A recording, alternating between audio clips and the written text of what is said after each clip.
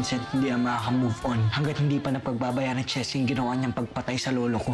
Gagawin ko ang lahat para mabigyan ng hustisya ang pagkamatay niya. Pwes, ako magsasabi sa kanila ng totoo. Sino ka talaga? Kung sino talaga ako. Ako ang totoong Krisan! Utang na loob. Huwag mo namang idamay ang kaluluwa ng namatay naming anak. Nananahimik na siya. Tumahimik ka na please. Kung hindi, pakukulong na kita. Talikuran ka man ng pamilya mo. Nandito kami ni Manong Celia. Protektahan ka namin. Naniniwala ka na posible na sinaniba ng ibang kaluluwa ang katawan ni Krisan. Si Lola Anisha, natatandaan ko noon palagi niya sinasabi sa akin ang tungkol sa sanib. Kung hindi mo siya pakukulong, pipilitan siyang magtago. Kung talagang mahal mo si Cheska, gagawin mo kung ano yung pinakamakabubuti para sa kanya, para kay Krisan. Wala na akong kaagaw sa mga gusto. Makukulong na sa wakas ang kambal ko. Sir, saglit lang po, wala po siyang kasalanan. Hindi, pare. Isama ako sa kanila.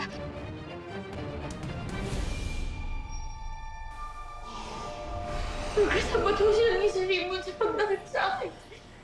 Nagtiwala ako sa'yo, Cheska. Sinabi mo sa akin na wala kang masamang gagawin kaya ako sumama sa'yo. Tapos sinalungan mo pa si Sir Raymond. Totoo ba? Totoo ba ang mga binibintang niya sa'yo? Hindi ho. Nay, hindi niyo pa naaalala. Pinatulog ko kayong dalawa kay Sir Raymond. Sabi mo lang kasi kaharap natin si Nanay. Hindi ka pa talaga mauubusan na kasinungalingan, Crisel. Natakot na naman niya ako. Kung talagang wala kang kasalanan, bakit natatakot kang bumalik sa mami mo? Nung bumalik ko kasi ako, may mga nakita po akong poster. May pera pala nakapatong sa ulo ko. Tsaka nabaitaan ko din po sa mga kaibigan ko na pinagbibintangan niyo daw po ako sa mga bagay na hindi ko naman ginawa. Kaya natakot po ako. Hindi bintang yun, Cheska! Naiinggit ka sa akin kaya gusto mo akong mamatay! Bakit ikaw ang nabuhay? Bakit ako ang naanod? Kasi niligtas kita pero tinagdor mo ako. Ikaw ang masama, hindi ako, Crisel! Pwede ba? Tama na! Hindi ko na kaya nakikita kayong dalawa nag-aaway. Krisan, pwede ba? Mauna ka na umuwi. Sige na. Isa lang ang nagsasabi sa kanila ng totoo. At Geraldine, alam mo kung sino yun?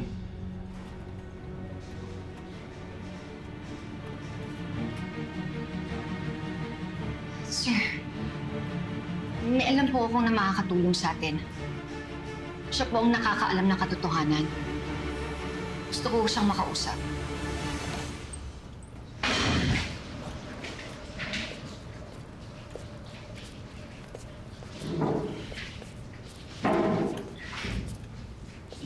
Hi, Geraldine.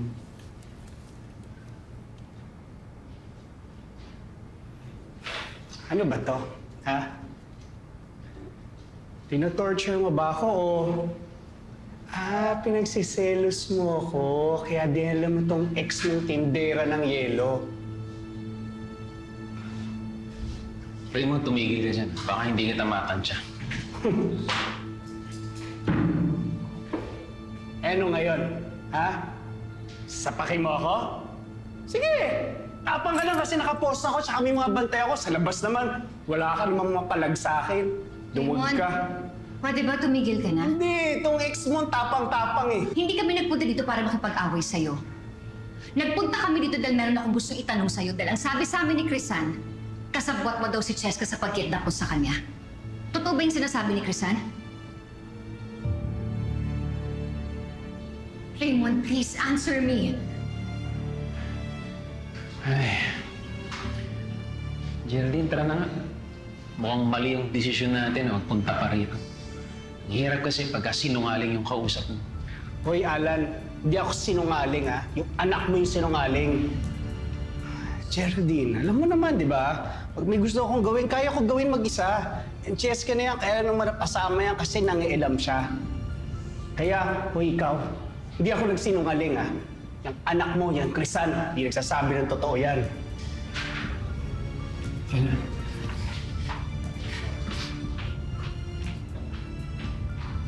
Oo, ano, titingin-tingin ka pa dyan.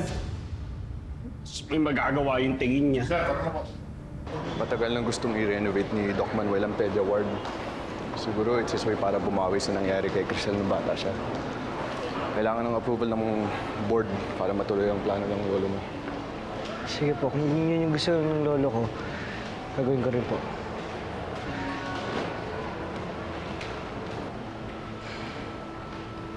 Diego, may problema ba? Nahuli na daw po si Cheska ng mga pulis. Sa bukas mo pagbabayaran niya ng mga kasalanan niya. Kasama na doon yung pagpatay niya kay Lolo Manuel. You really believe na kaya gawin niyo ni Cheska sa lolo niyo? Doc Vincent, hindi siya magtatago kung wala naman talaga siyang kasalanan. Kailangan niyang pagbayaran ng kasalanan niya kay Crisan at kay Lolo Manuel. Una na po ako. Gusto ko pong makita yung mga mangyayari. Nagdilim yung paningin ko pero hindi ko sinasadya. Raymond, pare, kailangan mo sumako sa mga polis. Ayoko! Ayoko! Hindi ako makukulong. Pero yun ang tamang gawin. Raymond, napatay mo si Tito. Hindi ko nga sinasadya, di ba? Nagkagawan kami ng baril pero hindi ko sinasadya! Diego!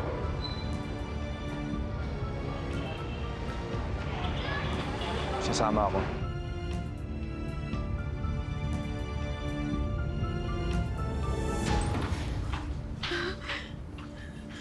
Crisan, you have a lot of explaining to do. Bakit ka nagsinungaling? Ha? Bakit dinidiin mo si Cheska? Eh, wala naman pala siyang kasalanan eh.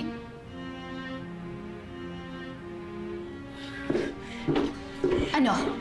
Sumagot ka. Bakit dinidiin mo si Cheska? Sinabi ko lang naman ako lahat ng alam ko eh. Hindi ko kayo kayang lokohin. Hindi na natin itutuloy ang kaso laban kay Cheska. And please, don't you ever lie to me again. Naintindihan mo?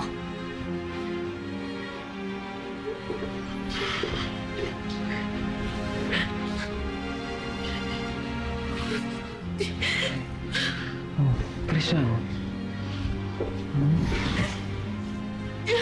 Tama na, anak. Geraldine, intindihin naman natin si Crisan. I'm sure na traumatized lang siya sa ginawa sa kanya ng Raymond na yan. Kaya, ayan, nalito siya sa mga pangyayari. Delikado ho siya. Siya nga ho yung bumaril kay Lolo, di ba ho? Crisan, wala ka ba talagang puso kay Cheska, ha? Kapatid mo siya. Siya ho yung walang pakialam sa akin. Nanay, maintindihan ko kung mas papabara niyo si Cheska.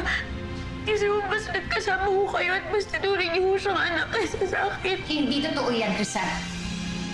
Pantay kayo sa puso ko. Pareho kayong mahal, pareho kayong mahalaga sa akin, kaya gusto ko malaman yung katotohanan. Kasi kung talagang inosente talaga yung Cheska na yan, ha? Dapat di siya makulong. Naiintindihan mo ba yun?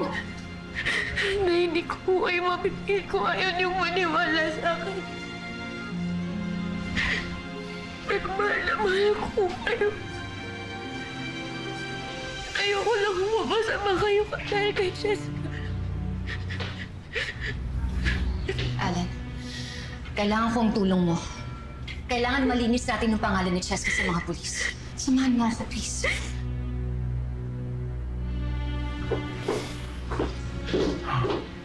Tahan na, ha?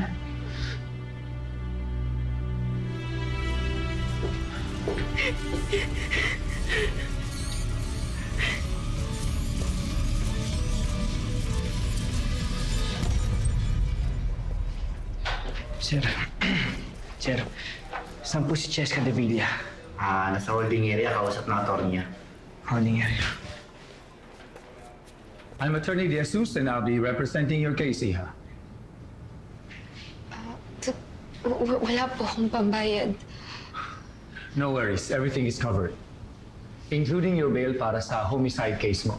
Tulungan niyo po akong makalaya. At lilinisin natin ang pangalan mo sa lahat ng binibintang nila sa'yo. Makipagtulungan ka lang sa akin. Sabihin mo sa akin ang totoo.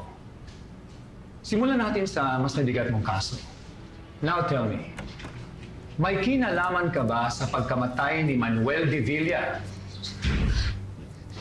Oh, Cheska, aminin mo na. Aminin mo lang ikaw na pumatay sa lolo ko.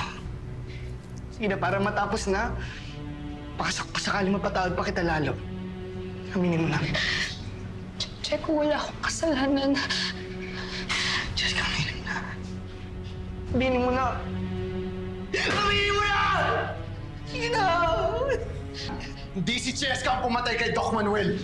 Sir, I'm Cheska's attorney. Mukhang ikaw na ang inintay namin ni Cheska. Are you willing to tell us the truth?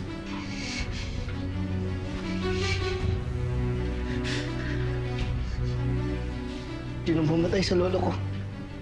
Ang sarili niyang anak. Si Raymond de Villa.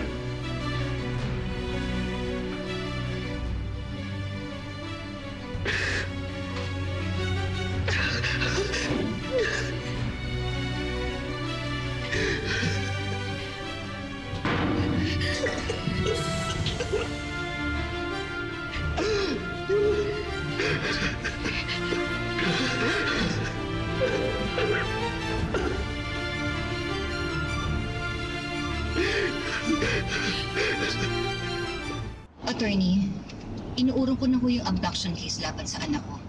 Please, pakiasikaso na to kagad. Salamat.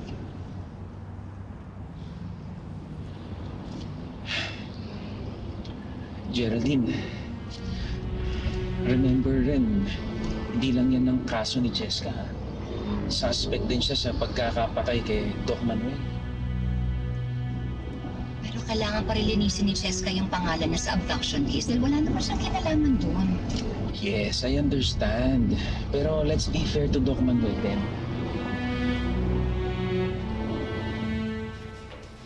Checo. Checo, sana naman maniwala ka sa akin ngayon. Na wala akong kinalaman sa pagkamatay ni Lolo Manuel. Si Crisan. May atraso ka rin kay Crisan, Cheska.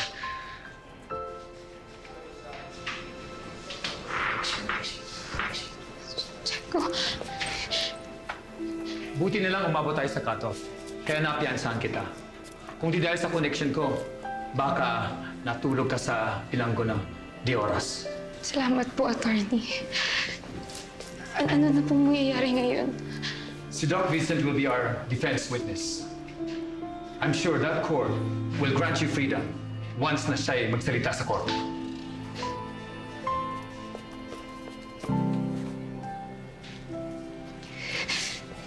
Salamat po talaga. Sorry, Cheska, hindi kita agad nasabihan. Naging matalik na kaibigan ko si Raymond.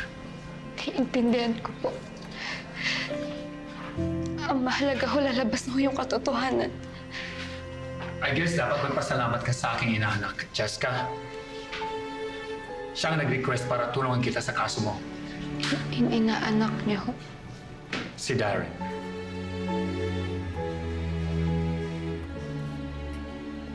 Sir, Ma'am. nasaan ho yung anak ko? Nasaan ho si Cheska de Villa?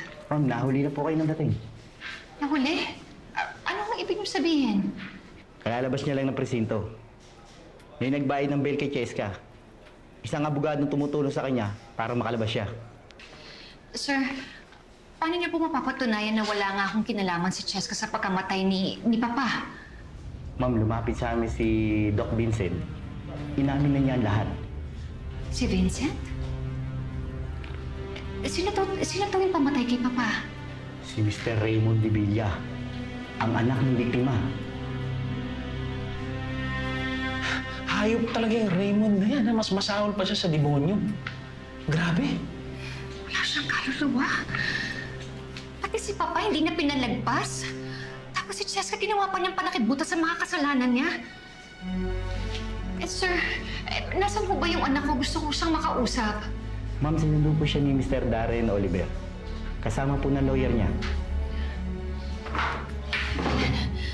Puntahan natin si Cheska kina Darren. Nahiiya ako sa anak ko. Nahiiya ako sa kanya kasi hindi ko man lang siya pinakinggan noon.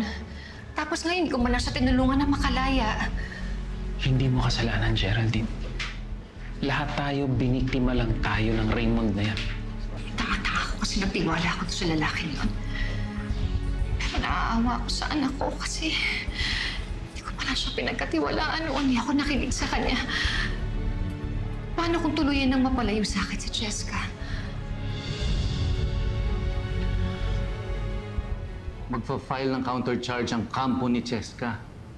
At dahil sa confession ni Vincent, ikaw ang lalabas na primary suspect sa pagpatay kay Manuel. Eh, ano pa itong binabayad ko sa'yo, ha? Di ba nandito ka para bawasan yung kaso ko? Bakit parang nadadagdagan pa? Ano ka ba? Abogado ka ba o abogago? Bobo ka eh. Ay, ba't nandito yung kutong lupa na yan? Uy! Diego! Wala akong kwenta tao! Dahil sa'yo lumatay si Lolo Manuel! Napakasama mo! Kinakaya ka naging katumukitan! Ako nga nagdidiri ako na pinatulak ko yung nanay mo! Kung wala ka rin kwenta ito, ako na magtatala sa apelido ng Revilla! Pinapangako ko rin, hindi ko tutumin ang apelido ng lolo ko kagaya ng ginawa mong gago ka! Anong mahal ka talaga sa nanay mo eh, no? Naghihintay lang ng swerte? Ayan, naka-jackpot ka na ngayon. Ano, masaya ka na. Dati pa-fishball ka lang. Ngayon, nagmo-moment ka na, oh. Ano, mayaman na feeling mo? Hintayin mo, Raymond. Hintayin mo! Papamukha ko sa'yo lahat ng pagmamaliit na ginawa mo sa akin at sa nanay ko! Ako na magpapatuloy sa sinimula ni Lolo.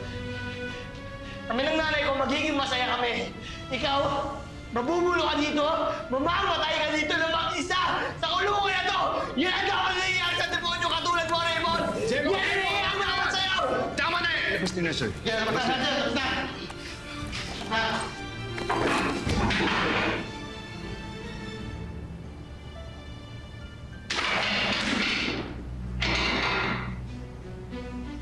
Kapal talaga ng mukha mo. Ang dal-dal-dal-dal mo. Sana tinahi ko na yung dila mo at binuhol ko yung dila mo dyan sa leg mo nang mamatay ka na! Kailangan ko to gawin for Cheska.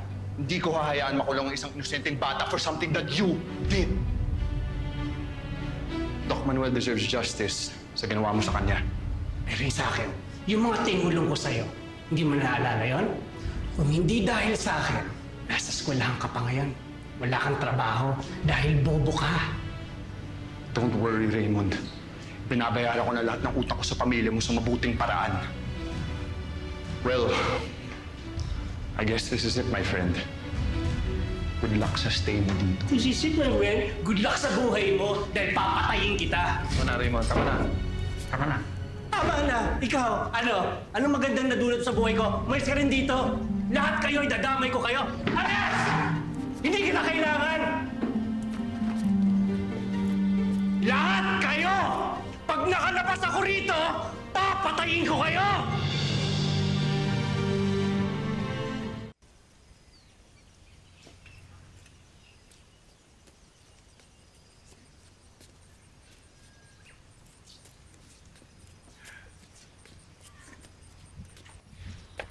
Ano pang ginagawa ng babae yan dito, ha? Hindi ba dapat nasa kulungan na yan? Valerie, hindi pa naman napapatunayan na may kinalaman siya. Available naman ang kasong kinakaharap ni Cheska. So meaning gumastos ka pa para lang piyansahan ng babaeng yan? My goodness naman, Darren. Pati yung Tito Ed mo dinadamay mo pa sa mga kalokohan mo. Hindi ko naman mahindihan ang anak mo. Malakas sa akin to eh. Huwag mo nang bigyan ng panahon yung babaeng yan. Kailangan kong tulungan si Cheska. I believe she's innocent. Hinihintay lang namin ang hearing. And I'm confident na mapapawalang bisa ang kaso niya. But still, hindi natin alam kung ilang krimen na ginawa ng babaeng yan. Kung anong motibo niya. Eh, napakaraming sikreto ng babaeng yan. Malay natin Tama kung... na. Please. Ma'am Valerie, Sir Darren, huwag na ho kayo mag-away. Aalis na lang ho ako. Sir Ed, Sir Darren, maraming salamat po sa tulong niyo. Utang na loob ko po sa inyo ang kalayaan ko. Maraming salamat po talaga.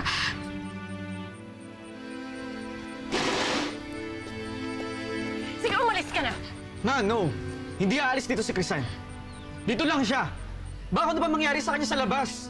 Hindi ka ba nakakaintindi, Darren, ha? Ano ka ba? Charitable institution? I promise, Crisan, na hindi ko siya iiwanan hanggat di nalilinis yung pangalan niya. Ngayon, kung hindi niya makayanan, di siya mag-stay dito, ako na lang aalis.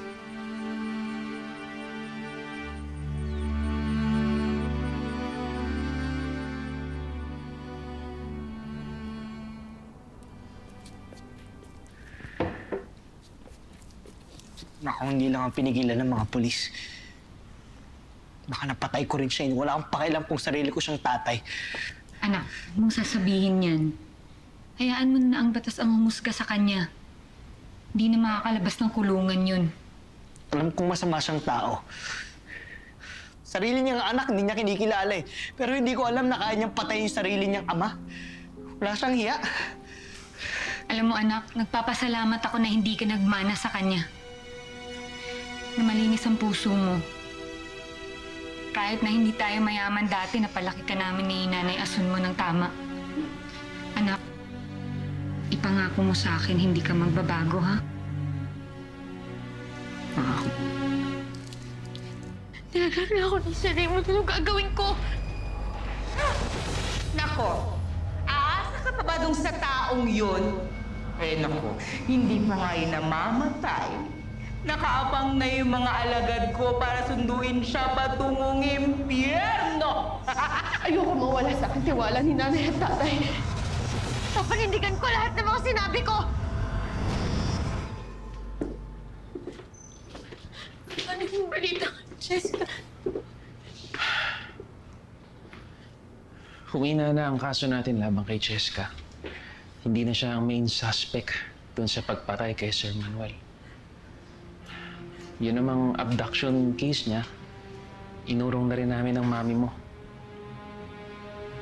Makakalaya na ho si Jessica. Pansamantala, habang dinidinig pa yung kaso niya, tinulungan siya ng abogado ni Darren na magpiyansa.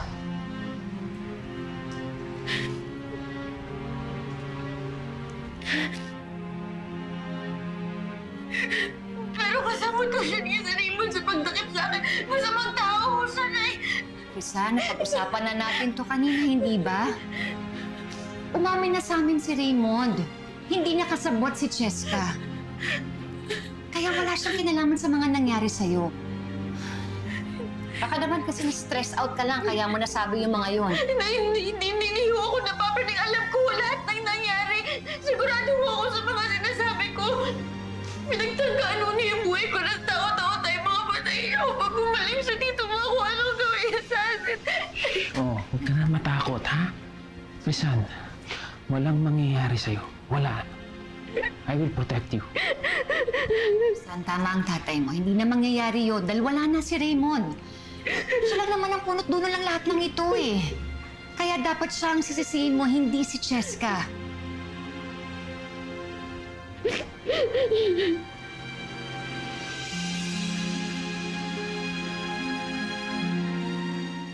Talagang nag-aalala na ako kay Krisan eh. Masyado na siyang paranoid. Palagi na lang niyang iniisip na sasaktan siya ni Cheska.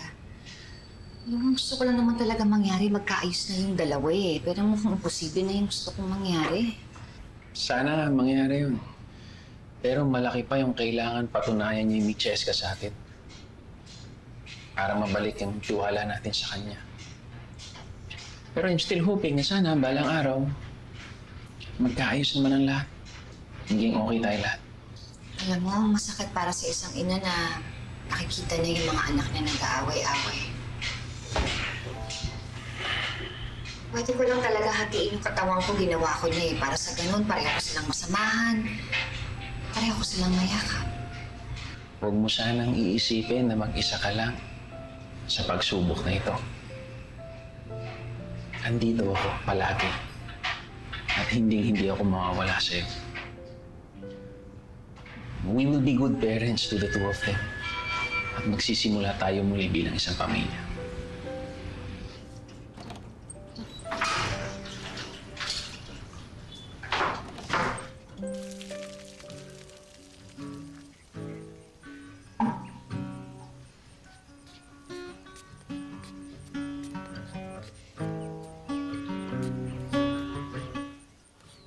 Sir Darren, salamat po ulit ha.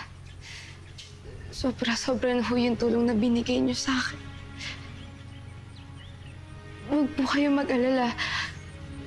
Pag-iipunan ko po yung pinampiyansa niyo sa akin para mabayaran ko po kayo. Hindi naman kita sinisingil. Gusto ko itong tulungan kasi alam kong wala kang kasalanan. Saka magkaibigan na tayo, di ba?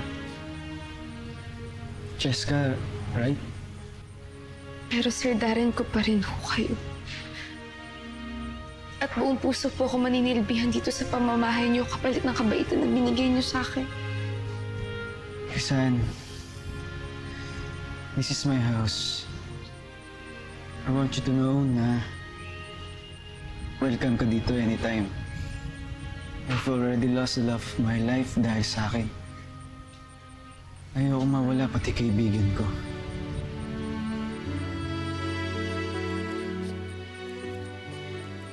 Cheska? Nay. Nay.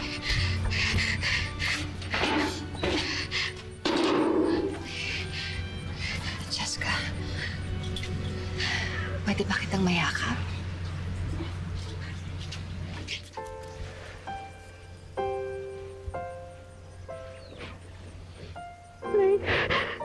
Nay, tagaputok pinangarap. Minamiss ko kayo, Nay. Minamiss ko kayo.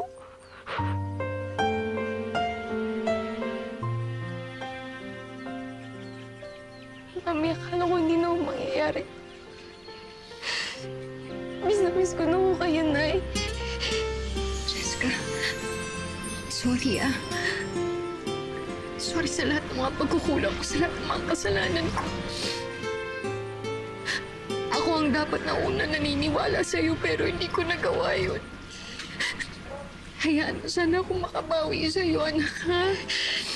Sister Raymond, yung may kasalanan na lahat ng to. Biktima lang po tayong lahat. Pero ngayon, nasa kulungan na siya. Pagbabayaran niya na lahat ng ginawa niya sa atin. Cheska, magsimula tayo ulit, ha? Magsimula tayo ulit kasama ng kapatid mo na si Crisan. Ha? Na hindi pa rin po kayo niniwala sa akin. Ako po to si Crisan. Ninako ko ni Crisan yung katawan ko, Nay. Cheska naman. Mahirap po paniwalaan, pero yun ho yung totoo. Malabo kasi yung sinasabi mo. Alam mo, anak, ang gusto ko lang naman mangyari. Magkaayos kayong dalawa ni Crisan. Yun lang naman ang gusto ko. Pero, paano mo magagawa yan kung ganyan ka mag-isip, ha? Hayaan niyo na lang po siguro ako dito. Mas makakabuti ko to sa amin dalawa ng kapatid ko na magkahiwalay kami.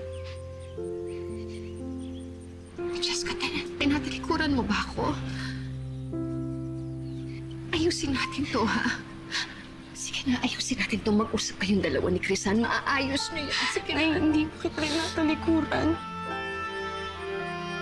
Gusto ko lang ko kayo maging masaya. Gusto ko lang maging tahimik ang buhay niyo. Pero na hindi ho yung nangyayari kung magkasama kaming dalawa ng kapatid ko. Siya rin naman ho yung may ayaw sa akin, eh. Kaya na, sorry ko talaga. Pabayaan niyo na lang ako dito. Cheska! Cheska, sandali! Cheska! Cheska, please, ayusin natin to. Ayusin natin to, please. Ito pa, anak. Sorry ko talaga. Talikuran. Cheska! Cheska! Cheska, please! Cheska!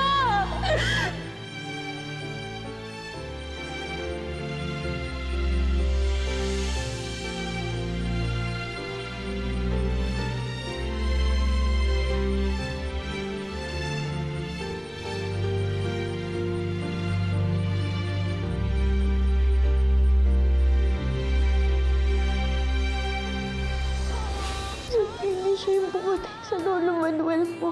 Pero nagawa niya pa rin pagtakaan yung buhay ko. Dapat sa kanya kinukulong. Tutulungan ka na lang namin na makahanap ng tutuluyan mo. Hindi ko na lang pwedeng basta-basta iwan si Sir Darren. Malaki ang utang na loob ko sa kanya. Pwede ba tayong dumaan sa simbahan? Gusto mo ba talaga mawala ng katawan? Ulit! Siyempre hindi. Nakita ko kung paano ka kumilos sa harap ng anak ko. Kaya naman pala nagpupumilit ka dito sa bahay ko. May gusto ka ba kay Darren? Tara na! Sandali lang tayo, anak. Halika na. Tara na!